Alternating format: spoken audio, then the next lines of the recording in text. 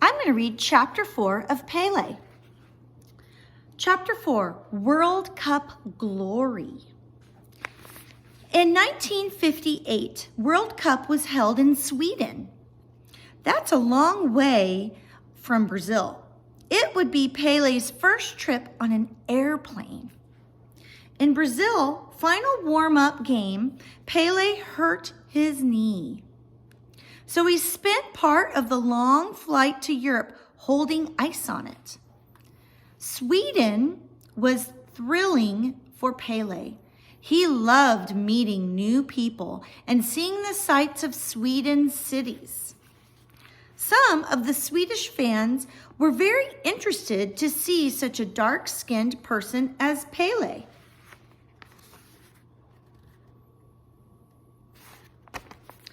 Back home in Brazil, there were many mixed races of people within a country of varied cultures. Pele felt lucky to have grown up in Brazil, where his African heritage was not so unusual. The people of Sweden and much of Europe, however, were mostly white. They were very curious and excited to meet the Brazilian team, especially Pele. At the World Cup, Pele had to miss Brazil's first 2 games as his knee continued to heal. He was finally in the starting lineup as a center forward for the game against the Soviet Union. He stood on the field with his teammates, his yellow jersey bright in the sunlight. A band played Brazil's national anthem. He felt a surge of love for his country. When the band plays that song, all of us Brazilians feel a strange force within us.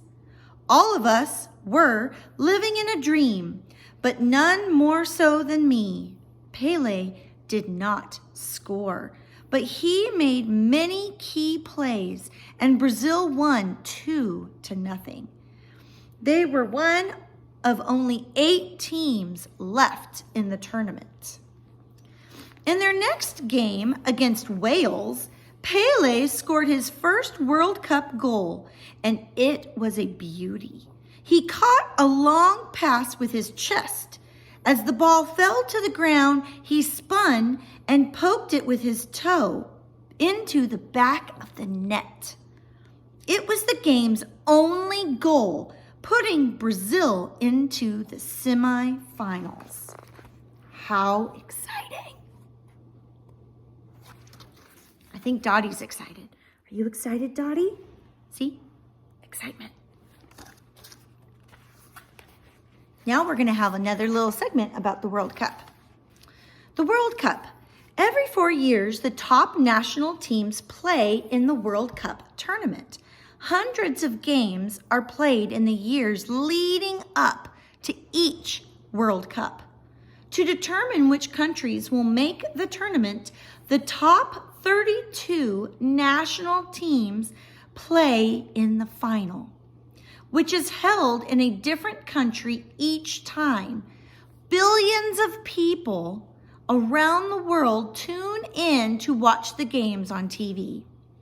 The World Cup is run by the International Federation of Football, called FIFA, which stands for the Fédération Internationale de Football Association, its name in French.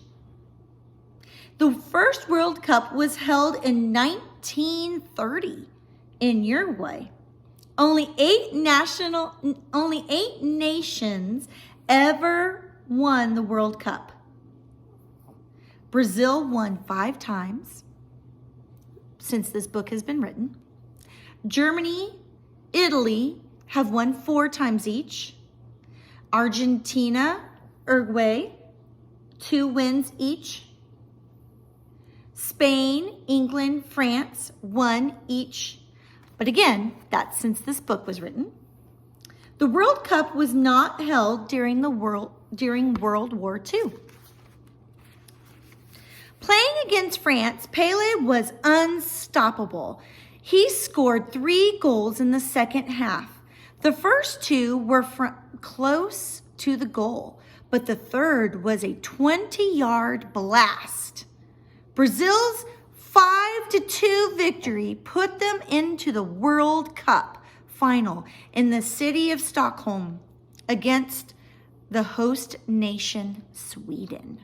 Sweden made its home fans happy and shocked Brazil by scoring just 4 minutes into the championship game. It was the first time Brazil had been behind in the whole tournament, but they quickly rallied. Pele's teammates scored 2 goals for Brazil. In the second half, Pele scored to make it 3-1.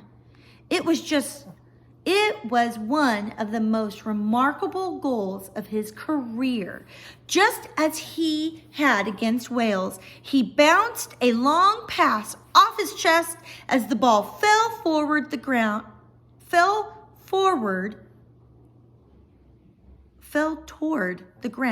He flicked it over the head of the defender guarding him.